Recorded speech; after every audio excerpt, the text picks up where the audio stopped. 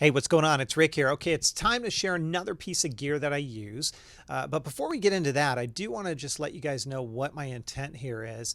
With this first series of gear that I use, when we come to the end of it, what you're going to find is that we've built out a mobile kit, a mobile on-the-go kind of rig, if you will, that's going to allow you to really up your game when it comes to vlogging and video capture. Not only video, but also audio as well. It's not going to break the bank, and again, you can pretty much bring it with you wherever you go without having to carry around a giant backpack and a ton of gear. So that in itself, at least to me, is worth a whole heck of a lot. Now, today we're talking about a simple product, but it's really essential to this overall kit. It's by MeFoto. It's called the SideKick360.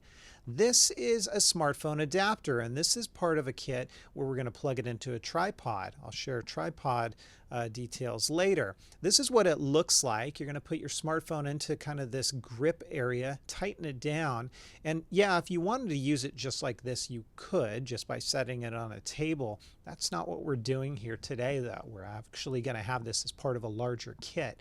Now, it does come in two different sizes. You can get it in the SideKick360 for smaller smartphones like an iPhone 10 or something like that. But if you've got a larger phone, such as a iPhone Plus model or an Android device that's larger, then you're going to want to look at their SideKick360 Plus. Now, price-wise, these come in around $25 to $35. The material is a two-part material. So the base itself is all aluminum. It comes in a wide variety of colors, so you can choose what suits your needs or your style preference.